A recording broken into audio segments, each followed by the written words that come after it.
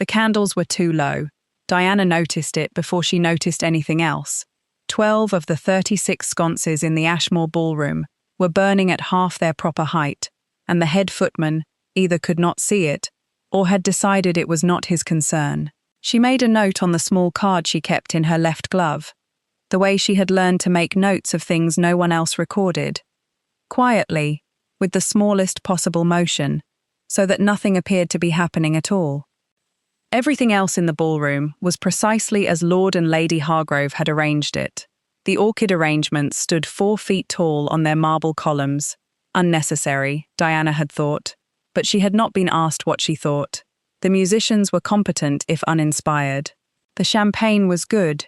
300 guests occupied the room in their arranged formations of precedence and aspiration, moving through the figures of a March evening in 1815, with the practiced ease of people who had been trained since birth to look as though they were enjoying themselves. And at the edge of all that deliberate splendor, pressed into the alcove beside the service corridor, with a household ledger balanced against one arm and the evening's timeline in the other, was Diana Ashworth. She was 26 years old. She wore a gown she had altered herself from a cast-off of her cousin Portia's. The colour was a dark green that Portia had decided was unfashionable, which made it, in Diana's private judgment, the only honest colour in the room. She had no orchids. She had no dance partner. She had 11 more items on the timeline before midnight, and a discrepancy of 14 shillings in the musician's invoice that she had not yet resolved. A stir moved through the far end of the ballroom. Not a collective gasp, nothing so unguarded as that. It was subtler, a ripple of recalibration, 100 small adjustments in posture and attention, the particular social tremor that occurred whenever someone arrived who rearranged the architecture of a room simply by entering it. He was tall enough that she could find him immediately, even at this distance. Dark coat, no ornamentation, white cravat tied with an exactness that suggested he had done it himself rather than submitting to a valet's interpretation.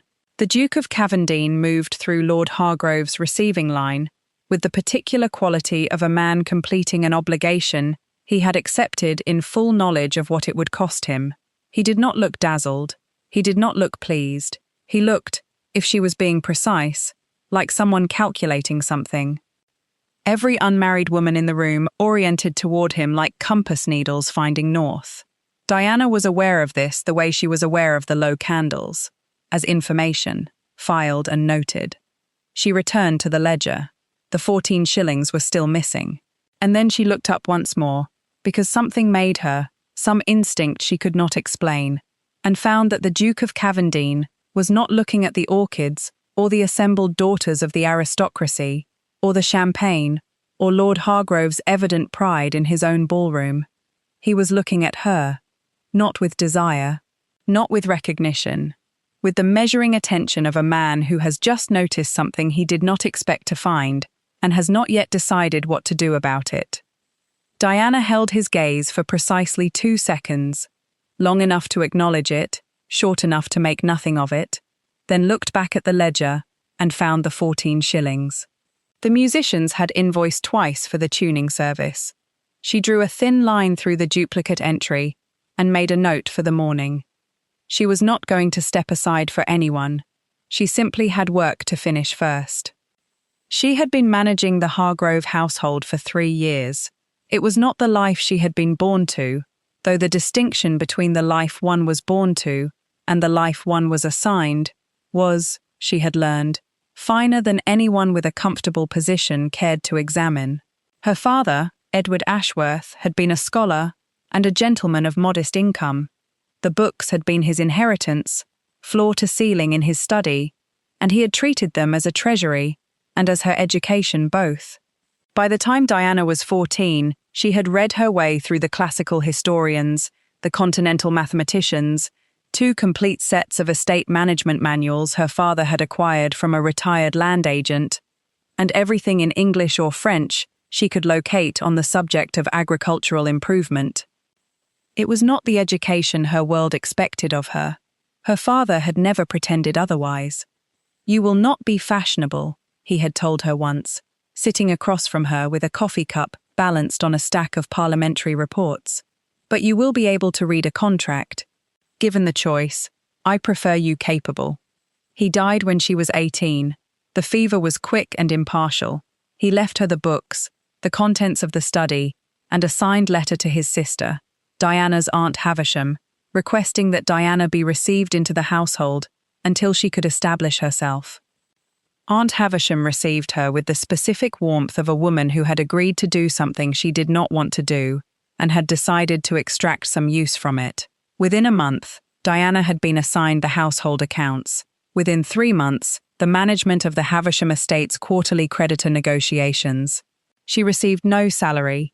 She was family, Aunt Havisham said, with an emphasis that communicated clearly that family members did not request payment for their contributions. The books arrived 3 weeks after Diana did, packed in 8 crates from the house in Surrey. Aunt Havisham looked at them the way one looked at an infestation and said that there was not room for all of them, that this was a household, not a library, and that the educational volumes might be kept, but the rest, the history, the science, the continental philosophy, were excessive and could be disposed of. Diana had spent an afternoon in the stable yard watching her father's library burn. She had not cried. She had stood very still, with her hands at her sides, and she had made herself look at it completely, because she had decided she was going to remember exactly what Aunt Havisham had chosen to destroy. She had also, very quietly, before the footman carried the crates out, removed 11 volumes into her trunk, the estate management manuals, a book on crop rotation her father had annotated in the margins, a French text on double-entry bookkeeping, and 2 histories she could not bring herself to surrender. When Aunt Havisham counted and found the crates lighter than expected, Diana said she had disposed of some herself to save time, and Aunt Havisham, pleased to be spared the trouble, did not pursue it. She had been doing real work from that first month. Not the work of a companion, of someone present to be agreeable and occasionally useful. Real operational work. The Havisham estate ran on a mix of tenant income, a wool contract with a merchant in Leeds, and an annual arrangement with a timber supplier that had not been renegotiated in 11 years. Diana renegotiated it in her second year, identifying that the original terms undervalued the standing timber by a figure she calculated at somewhere between £60 and £70 annually. The timber supplier accepted her revised terms with something that looked, she thought, very much like relief.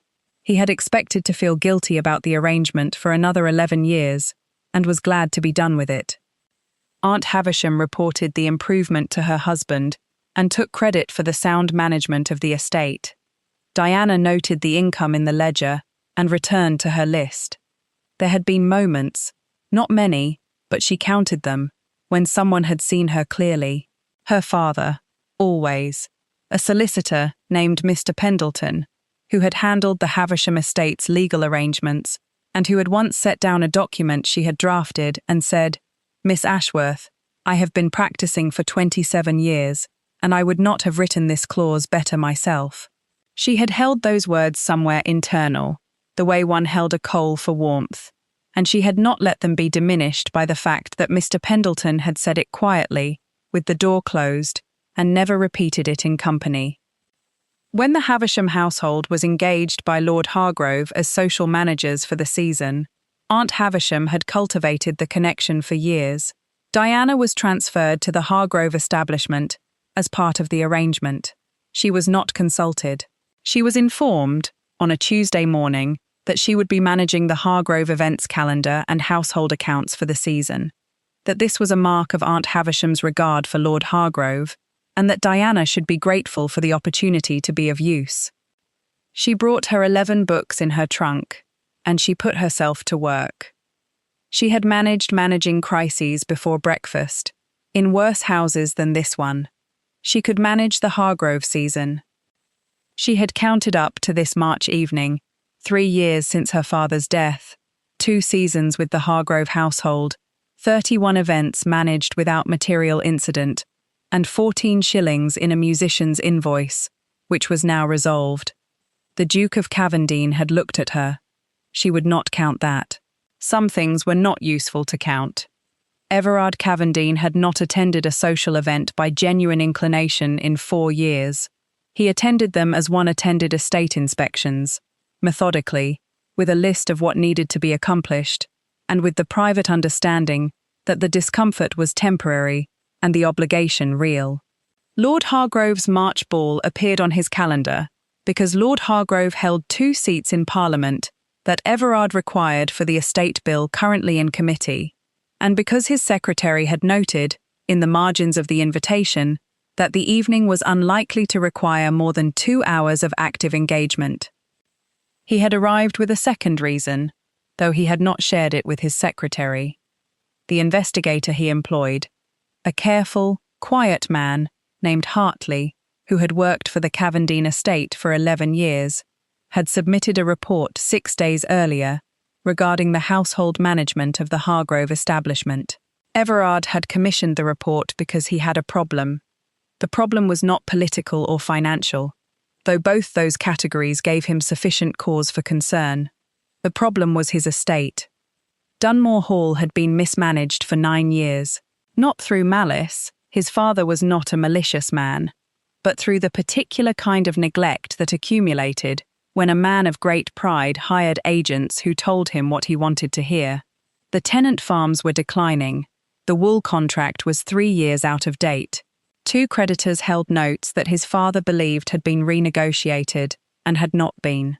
The estate would continue, because estates like Dunmore did not simply stop, but it would continue badly, and Everard had returned from 3 years on the continent with the clear-eyed assessment that something fundamental had to change.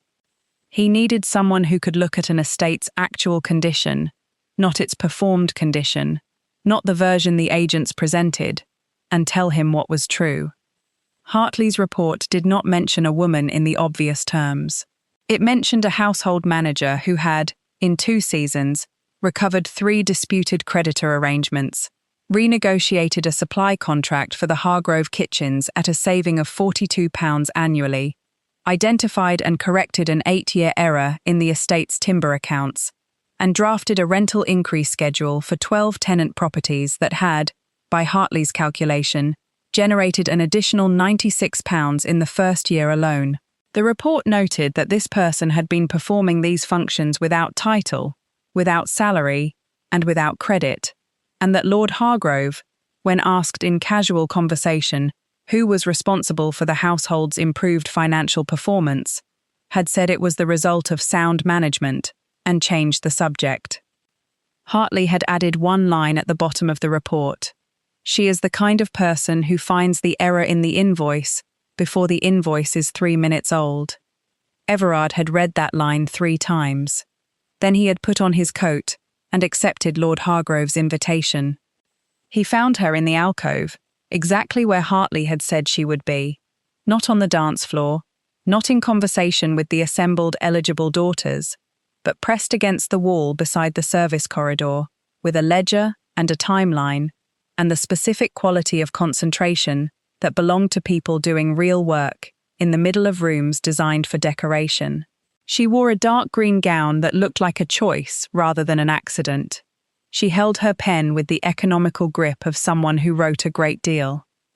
He looked at her for longer than he intended to, because she was so entirely unlike what surrounded her, and because she looked up at exactly the moment he had not expected, met his eyes with a steadiness that was not calculation, and not flirtation, and not embarrassment, and then returned to the ledger as though he were one more item on a list she was working through. He had not expected that. He had been prepared for a capable woman. He had not prepared himself for a woman who would look at a duke for 2 seconds, make some private assessment, and go back to her accounting. He accepted a glass of champagne he did not drink, and spent 20 minutes completing the political necessity of the evening with Lord Hargrove's people. Then he made his way, without urgency, toward the alcove beside the service corridor. She was still there. She had moved from the ledger to what appeared to be a supply order for the following fortnight. "The third musician from the left," he said, has been out of tune for the last 20 minutes. Do you have authority over the program, or is that someone else's department? She looked up. The steadiness was still there, more of it, if anything, now that he was closer. Both, she said. I have authority, and I have noticed. I have been waiting until the set concluded, so the correction doesn't create a visible disruption. That is a more considered response than I expected. Most responses are, she said, without particular edge, and returned to the supply order. He stood there for a moment with his champagne. The person being overlooked in any room is often the person keeping the room standing. He had suspected it for years. He had now seen it at close range. He left before she could decide he was lingering, but that night, in his carriage back to Cavendine House, he wrote 4 words in the margin of Hartley's report: arrange a proper introduction. He sent the arrangement through Lord Hargrove the following Monday. Lord Hargrove, pleased to have done something the Duke of Cavendine wished, arranged it with evident satisfaction and told Aunt Havisham, who told Diana, who received the information on a Wednesday morning while she was halfway through reconciling the quarterly coal accounts. She finished the coal accounts before she thought about it. Then she sat for a moment, alone at the small desk in the housekeeper's room she had been assigned for her work, and pressed one hand briefly against the wall beside her. He had noticed the musician. He had waited for the right moment to speak to her. He had asked a question instead of offering a compliment. She filed it carefully, in the same internal place she kept Mr. Pendleton's words about the contract clause, and returned to her list.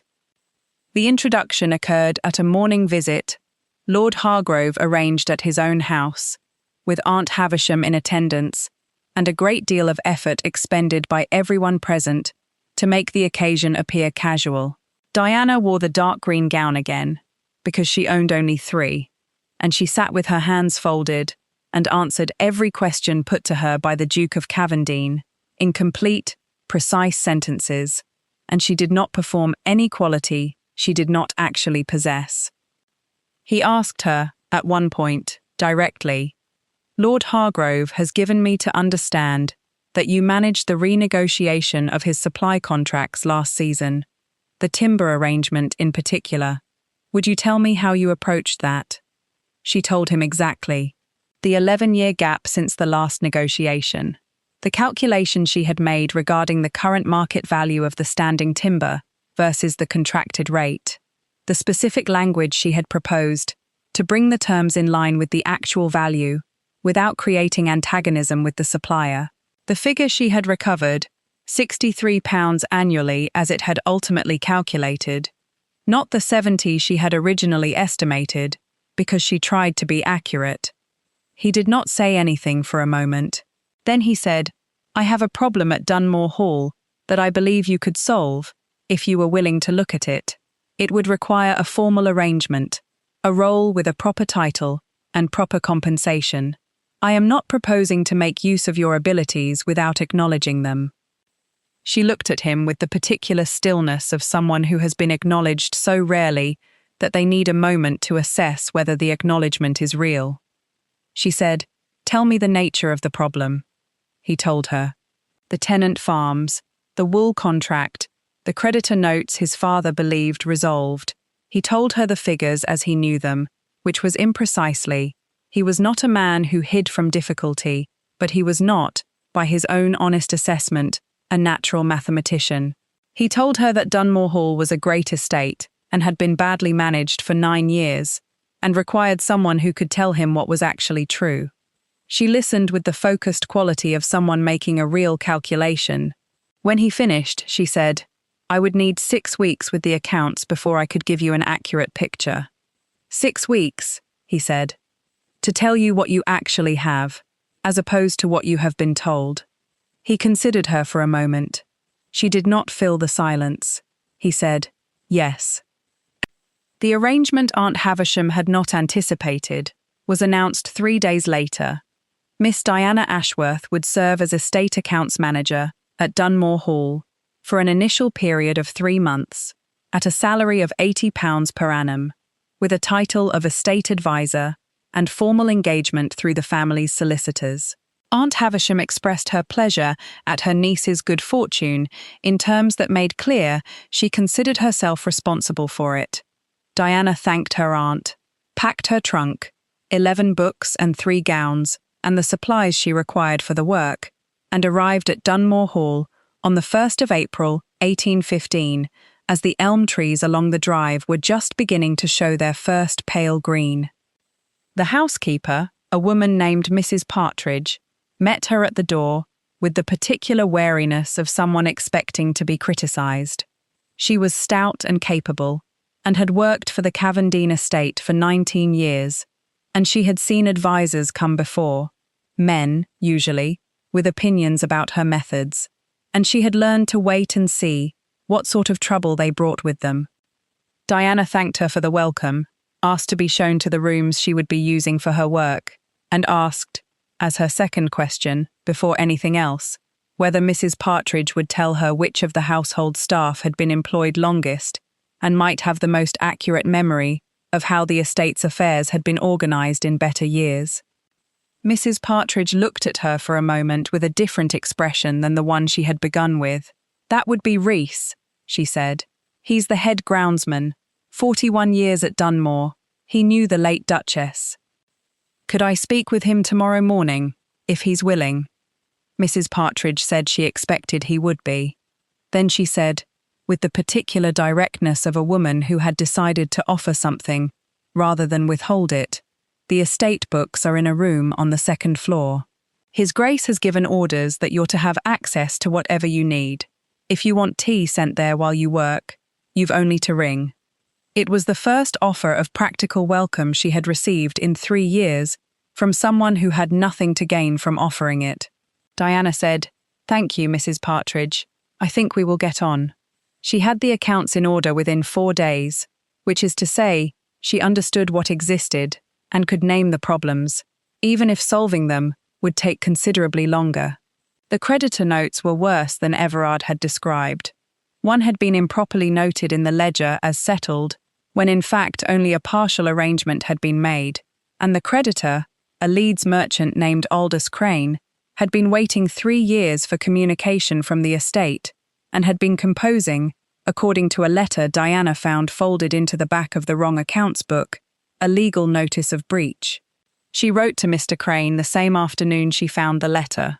She introduced herself, explained that she was reviewing the estate's outstanding arrangements, acknowledged the error in the estate's records, and proposed a settlement figure that was fair by her calculation, and offered the creditor a resolution he had not expected to receive. She asked for 14 days to have the arrangement confirmed by the estate's solicitors. Mr. Crane replied in 4 days instead of 14. His reply was, she noted, warmer than the letter she had found in the back of the ledger suggested he was capable of being. She gave his reply to Everard at their first formal meeting, along with a document she had prepared that set out, in 4 columns, the estate's actual financial position, what was genuinely settled, what was in dispute, what had been misrecorded, and what was unknown and would require further investigation. He read the document with the careful attention of a man who was not used to receiving precise information and was adjusting to its texture. Then he looked up. "The misrecorded entry," he said, "the Crane note, that would have become a legal action." "Within the year, I expect," Diana said. "The letter in the back of the accounts book suggests Mr. Crane was losing patience. How did a letter from a creditor end up in the accounts book?" "It was filed by the estate agent who processed the original partial payment," she said. "I believe he folded it there because he did not want to be the person who showed it to your father." Everard was quiet for a moment. Then he said, "No, I expect he didn't." She returned to her work. He remained in the doorway of the accounts room for a moment longer than necessary, looking at the 4 columns of her document, before he went away. The opposition assembled itself with the particular efficiency of a system that knew what it was defending. Lady Constance Farewell arrived at Dunmore Hall 3 weeks after Diana did, with her mother and 2 trunks of gowns, and the serene expectation of a woman who has been told her whole life that the correct outcomes arrange themselves around suitable people. She was beautiful in the manner of expensive things, precise, maintained, entirely without surprise.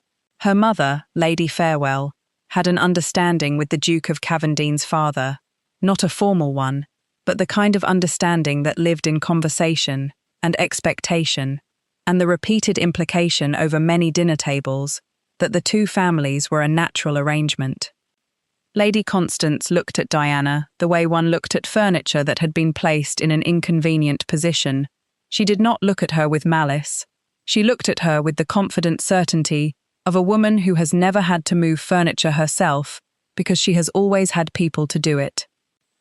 At the dinner on the second evening of Lady Constance's visit, with the Duke's father, Lord Harwell Cavendine, who had arrived the day before with his own considerable weight of expectation, present at the head of the table, Lady Constance asked, in the pleasant tone of someone making polite conversation, "Miss Ashworth, I understand you are here to organise some paperwork. How useful. Everard, you must be relieved to have someone taking that sort of thing off your hands."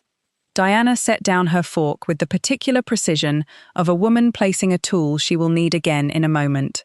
She said, "I have identified a creditor situation that would have become a legal notice of breach within 12 months, renegotiated an outstanding debt arrangement, and drafted a revised rental schedule for 16 tenant properties. The paperwork, as you say, is extensive." Lady Constance smiled. "How industrious." "Yes," Diana agreed, "it is." Lord Harwell Cavendine, at the head of the table, said nothing. He was a tall man gone to deliberate stillness in his later years, the same quality his son had, Diana had noticed, though in the father it felt more like a wall than a decision. He ate his dinner and observed and said nothing, which was, she suspected, more formidable than anything he might have said. After dinner, when the ladies had withdrawn, and Diana had, as she did every evening, excused herself to return to the accounts room for the final hour before she lost the light, she heard him speak to his son in the corridor. Not the words, because she was not listening for words, but the particular rhythm of a man making a case with measured certainty. She did not slow her step. She had accounts to attend to. She had managed hostility before breakfast in worse households than this. She could manage it over dinner. The private hours at Dunmore Hall accumulated their own separate texture from the operational ones. They were not many, and they were not sought, but they arrived with the particular quality of things that occur when two people are engaged in real work in proximity to each other and do not pretend otherwise. He found her in the library at 10:15 on a Tuesday evening, because he could not sleep, and had come for a book, and she had come to return one. She had been reading the estate's historical accounts, the records from 30 and 40 years previous, when the estate had been well managed, and had taken 3 volumes to her rooms and was returning them. He was in his shirt sleeves, which was not, she thought, what either of them had expected from the encounter. She said, "The 1779 accounts are the ones to look at. Whoever managed the estate then understood something about the tenant relationship that the current system has entirely lost. I've made some notes." He looked at her, at the stack of historical accounts in her arms, at the notes she had in fact made, at the hour and the circumstance, and the fact that she had said the practical thing immediately, before anything else. "Show me," he said. They stood at the library table for 40 minutes, going through the 1779 records, while the fire settled and the house grew quiet around them. He was not a man who asked bad questions. She noticed this. When he did not understand something, he said so, and asked precisely what he needed to understand, and listened to the answer without filling it with his own words. She had worked with men in positions of authority for years, and could count the ones who listened on one hand. He said, "At some point, my mother used to work in this room. She managed the estate accounts herself, for the first 12 years of her marriage, before my father hired the first of the agents." Diana was quiet for a moment. Then she said carefully, "What happened to her system when the agents came?" "They set it aside," he said. "My father thought He believed the agents would be more efficient.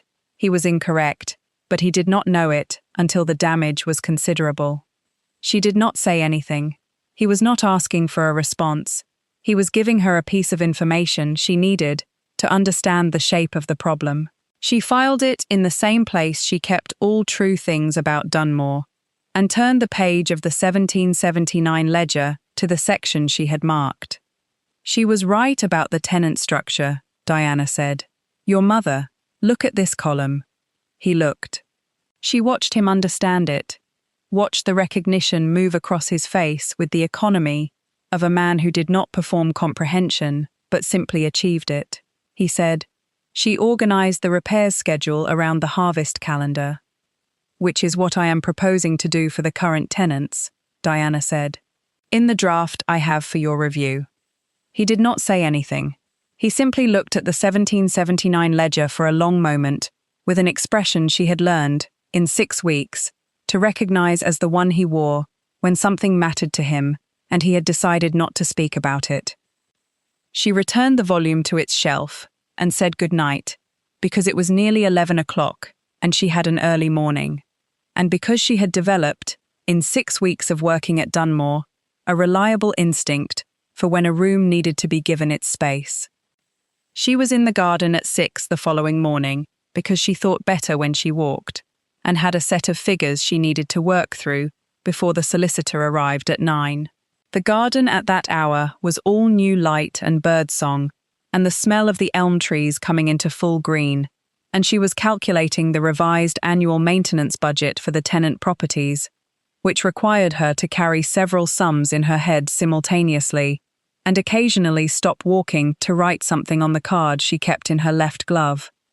He found her there at 6:30.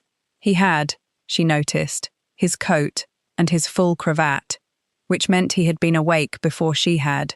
He said nothing at first, simply fell into step beside her on the gravel path with the comfortable quality of someone who has decided not to require permission. She did not stop walking. After a moment, he said, "Your cravat is crooked," and then she realized she had thought it and said it, and he stopped walking. She said without embarrassment, "I apologize. You have had it slightly left of center for... I noticed it at dinner last evening, and again this morning. It is an occupational habit, to note things that are not quite in order." He looked at her with an expression she could not immediately classify. Then he said, "Fix it, if you like." She had no logical reason to do so. It was not within any professional definition of her role. She set down her card and her pen on the garden wall and straightened his cravat with 3 efficient adjustments, because it had in fact been bothering her since dinner the previous evening, and she was not a woman who left problems she could solve unaddressed. The brief contact, her gloved hands at his collar, lasted perhaps 8 seconds, and she stepped back immediately and retrieved her card. He said, "Thank you. It was practical," she said. "Most useful things are," he said, with a quality in his voice she elected not to examine, and they walked the remainder of the garden path in a silence that was not uncomfortable. She had managed the accounts. She had drafted the revised tenant rental schedule. She had renegotiated the wool contract. It had taken 2 letters and 1 very direct meeting with the Leeds merchant, who had assumed he was dealing with a subordinate, until she placed her annotated analysis of the last 11 years of contracted rates in front of him and walked him through exactly how much the arrangement had undervalued the estate's product. The merchant agreed to revise terms. He also, afterward, told his business acquaintance, who told someone else, that whoever Cavendine had hired to manage his accounts was the most precise person he had dealt with in 20 years of trade. The institutional opposition did not organize itself into a single confrontation. It operated the way social architecture always operated, through implication and assumption, and the repeated small weight of expectation. Lord Harwell Cavendine made no direct objection to Diana's presence in the first 3 weeks. He made, instead, a series of observations at dinner about the appropriate structure of great households, about the qualities that constituted genuine suitability for positions of responsibility, about the importance of established understanding between families of position, each of them addressed to the room at large, and none of them addressed to Diana, all of them carrying the clear intention of a man who believed that stating a thing enough times would make it true. Lady Constance attended 4 more dinners. At the second of them, she said, across the table, "I understand there has been some discussion about your drafting a new arrangement for the estate's creditors, Miss Ashworth. How enterprising. I'm sure Everard's solicitors will review it thoroughly." "They already have," Diana said. "Mr. Pemberton wrote to confirm the revised terms for the Crane arrangement last Thursday. The legal notice of breach that would have issued within 12 months has been formally withdrawn. I believe His Grace has the letter." Everard said, "I have it." Lady Constance smiled her pleasant smile. Diana returned to her dinner. At the third dinner, Lady Constance did not address Diana at all, which was a different strategy, but not, Diana judged, a more effective one. It was Hartley, Everard's investigator, who visited Dunmore for 2 days in late April to discuss the ongoing review, who told her, in passing, while they were both going over the creditor schedule, what the institutional concern actually was. "The families who were expecting Lady Constance to be the Duchess," Hartley said, without particular feeling, "have begun to note your presence here. There have been letters. Lord Harwell has received several." She received this information with the particular stillness of someone who has been handed information they already suspected and are now filing accurately. She said, "I see. I thought you should know," Hartley said, "because you are the sort of person who functions better with complete information." "I am," she agreed, and returned to the creditor schedule. She had managed uncertainty before breakfast, in worse circumstances. She could manage letters.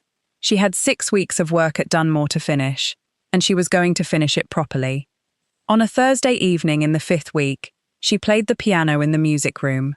She had not intended to. She had gone there because it was the quietest room in the house after 9 o'clock, and she had a calculation she needed to concentrate on, and she had discovered, when she was 18, and working through the worst of the first year without her father, that music helped her think. She was not a performer. She had never played for an audience.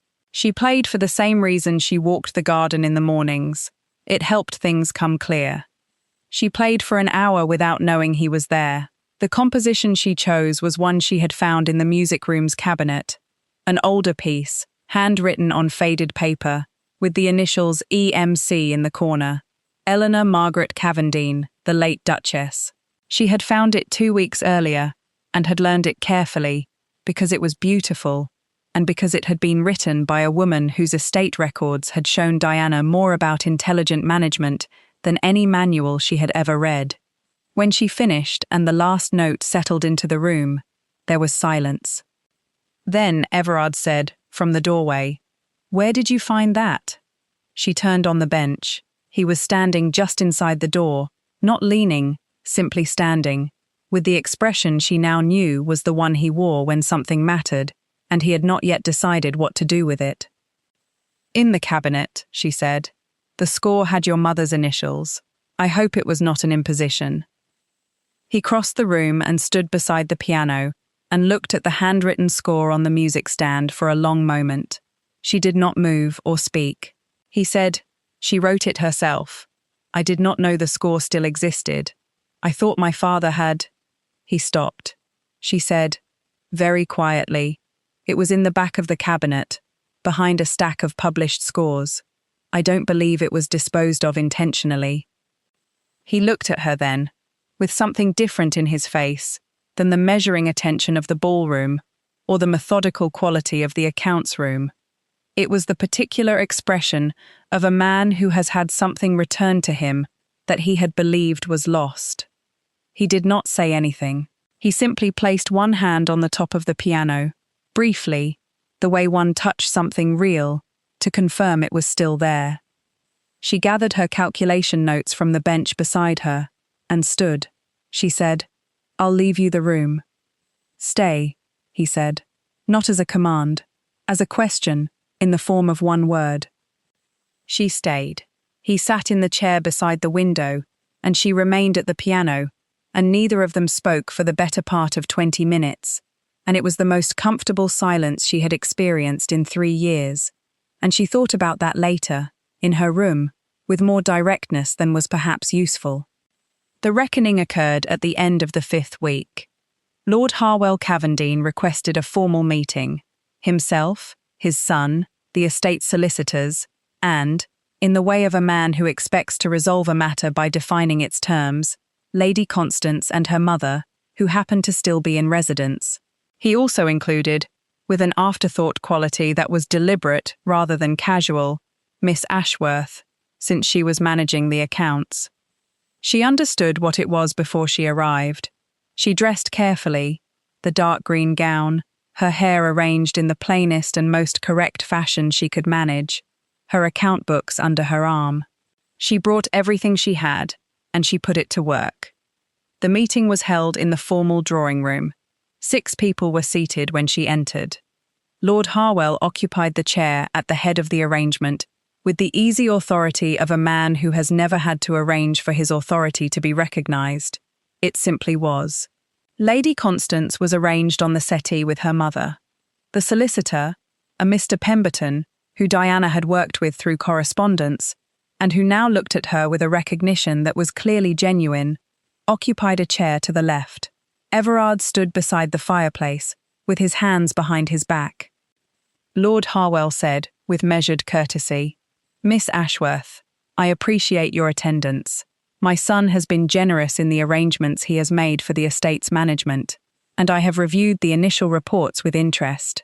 I wish to discuss the longer-term structure of those arrangements, given the other considerations currently before the family." He was not unkind, he was precise and certain, and entirely comfortable with the weight of what he was doing, because he believed he was correct. He laid out, in 4 careful sentences, the position that the estate's affairs had been improved by Miss Ashworth's efforts, and that the work had merit, that the family had existing understandings regarding the estate's future, and that a reorganisation of the advisory structure, perhaps through the estate's existing solicitor's office, rather than a direct individual arrangement, would serve everyone's interests more suitably going forward. She had her documents in order before he finished speaking. She laid them on the table in front of her, with the quiet economy of a woman who has done this many times in her imagination and knows exactly what order the items go in. "I have prepared a summary of the work completed to date," she said, "and the work currently in progress. I thought the meeting might benefit from specific figures." She went through it column by column. The Crane creditor arrangement, legal notice of breach withdrawn, debt settled at a figure 14% below the amount claimed, with documentation from Mr. Pemberton confirming the settlement. The wool contract renegotiation, revised terms generating an additional £47 annually against the previous contracted rate, signed and sealed the previous Friday. The tenant rental schedule, 16 properties, revised rates, repair schedule organised against the harvest calendar, following the method the late Duchess had employed. She laid the 1779 ledger beside her own draft to show the correspondence, because she had brought it, because she had known she might need it. The creditor note that had been misrecorded as settled, identified, corrected in the official ledger with Mr. Pemberton's witness, now properly designated as resolved. Total financial recovery to the estate in 5 weeks. She named the figure, and it was precise, because she did not estimate when she could calculate. The room was quiet. Lady Farewell said, with the particular tone of a woman revising a position she had held confidently for some time, "That is quite a specific account." "It is specific," Diana said, "because precision is the only useful quality in accounts work. Approximation costs money." Mr. Pemberton said, "The figures are accurate. I can confirm each of the settlements referenced." Lord Harwell looked at the documents on the table for a long moment. He looked at the 1779 ledger beside Diana's draft. He looked at the column of figures at the bottom of the summary sheet.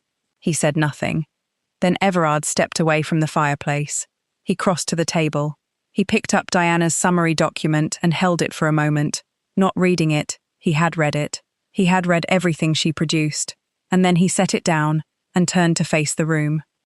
He said, "I have a proposal to make to this family, and I wish it made formally, before this gathering, so that it is not a matter of subsequent uncertainty." Lord Harwell said, "Everard." "I have been decided on this for 3 weeks," Everard said. "I wish to be certain it was the right decision, and not simply the expedient one." "I am certain." He turned to Diana. "Miss Ashworth, I am asking you to accept a proposal of marriage. Not because the estate requires a capable manager, though it does, and you are the most operationally precise person I have encountered in my adult life. Not because it addresses any family expectation or resolves any social arrangement, but because I would rather spend the next 40 years in the company of a woman who fixes crooked cravats and reads estate ledgers at midnight and plays my mother's compositions from a handwritten score she found in a cabinet and never once told me it was remarkable, than in any other arrangement this world has to offer me." He had said it in front of his father and Lady Constance and her mother and the family solicitor and the fireplace and the 1779 ledger, because she deserved witnesses, and because he was not a man who had private decisions and public ones. The room did not erupt. There was a suspended moment, the kind in which 6 people located their separate responses and found them inadequate, and then the silence held itself in place, like something waiting to be written on. Lady Constance looked at Diana with an expression that had moved, finally, past the pleasant certainty of someone who had never doubted the outcome. It was not malice.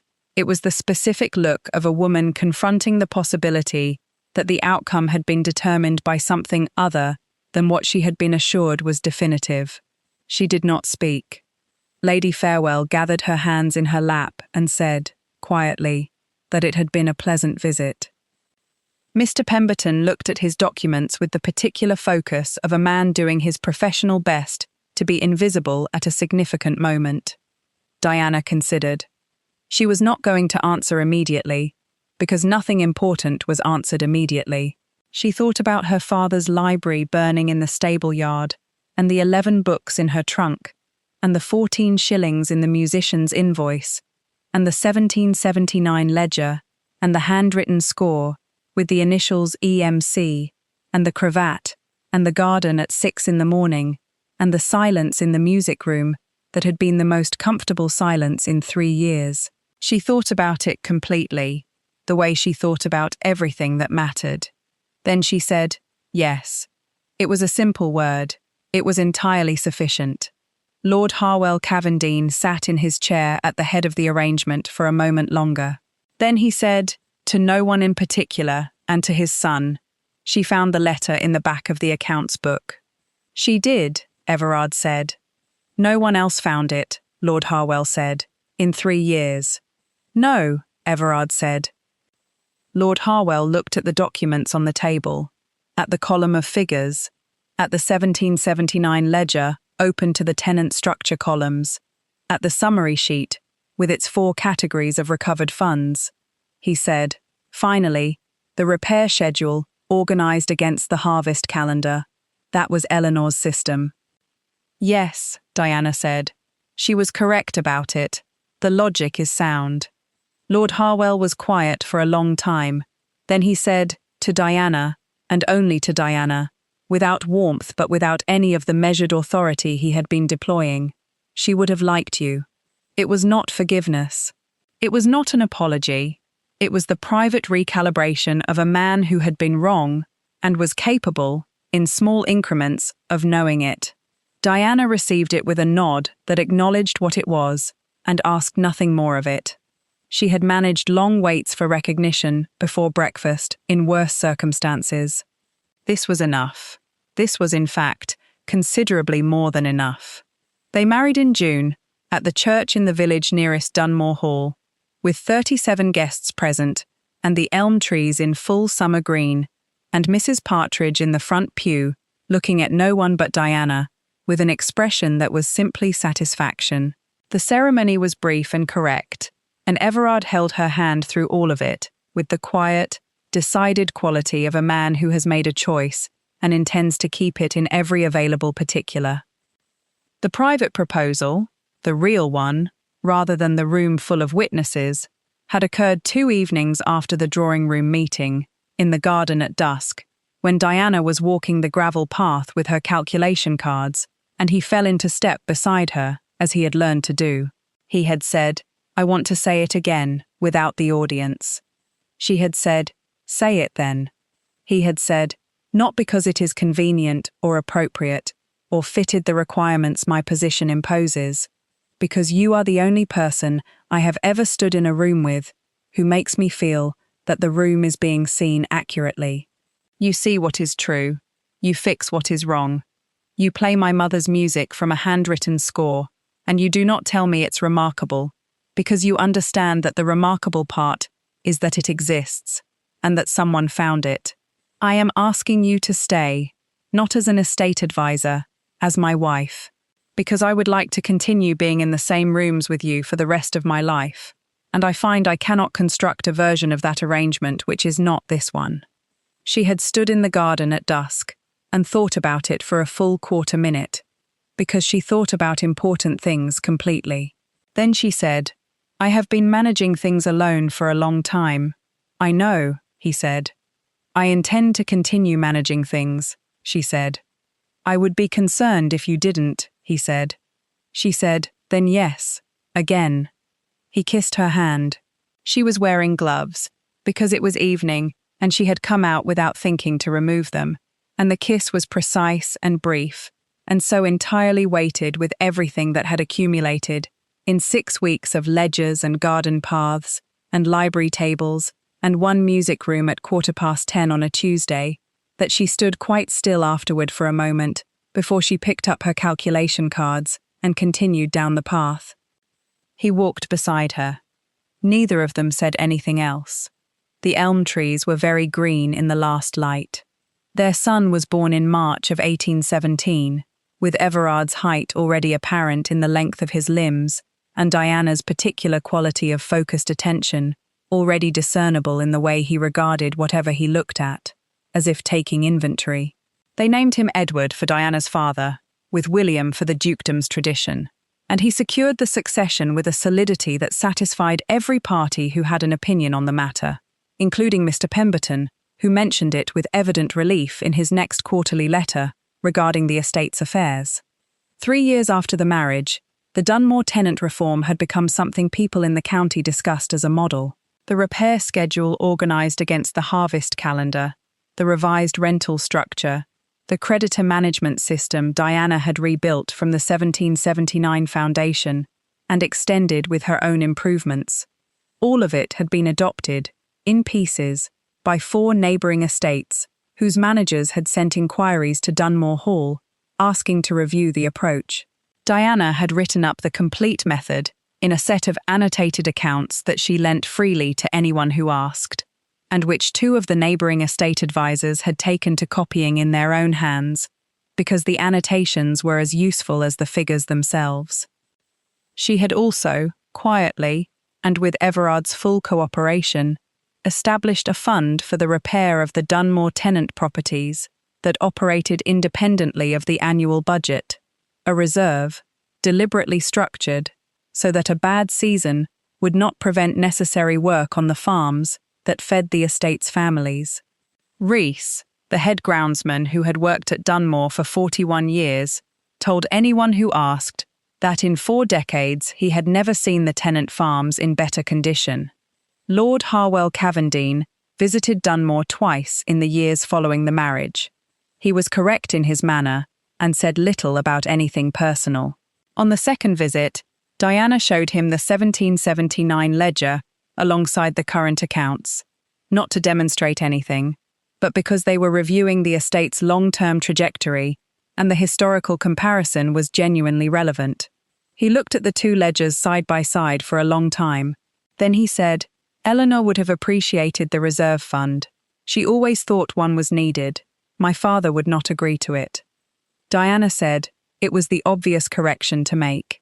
He said, "Most obvious corrections are only obvious in retrospect. He closed the 1779 ledger with a care that suggested he was thinking about something other than its contents, and went back to his tea. She did not press it.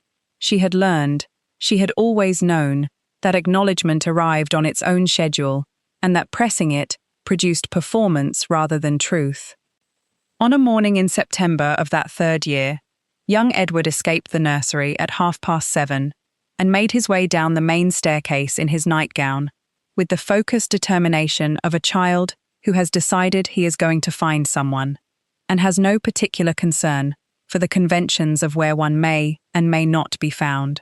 He arrived in the estate office, where Diana was working through the quarterly accounts with the quiet satisfaction of a person engaged in work they are genuinely suited for.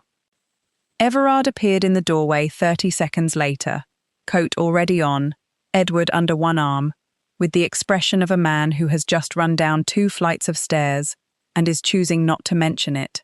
He set the child down, and the child went immediately to his mother and took hold of her pen, because he had noticed she was using it, and he liked pens. Diana extracted the pen with the practiced economy of a woman who had learned to protect her working materials, and handed the child a clean sheet of paper and a blunt pencil, which he accepted with the reasonable satisfaction of a person given a fair substitute. She looked up at Everard. He was watching her from the doorway, with the particular stillness she had learned, in 3 years of marriage, to recognize as what other men expressed with words he had never quite found sufficient. She knew he was watching. She had always known, from the morning in the ballroom alcove with the ledger and the 12 low candles and the 14 shillings in a musician's invoice, that being seen, genuinely seen, for what she actually was, and what she actually did, was not something she had ever expected to find, and that she had found it here, in this man, in this estate, in the life they had built from the foundation of her 11 salvaged books, and his mother's handwritten score, and the 4-column document she had laid on the drawing-room table. Edward made a mark on the clean paper with the blunt pencil, and held it up for inspection, with the gravity of someone who has produced something significant. Diana examined it. She said, "That is an excellent start." Everard said, from the doorway, "He has your precision." She looked at her son, and at the mark on the paper, and then at her husband in the doorway, and she thought, yes, this was the life that had been possible. This was the life that had been worth surviving everything required to reach it. She returned Edward's pencil and picked up her pen. The accounts were not going to manage themselves. They never had. That had always been the point.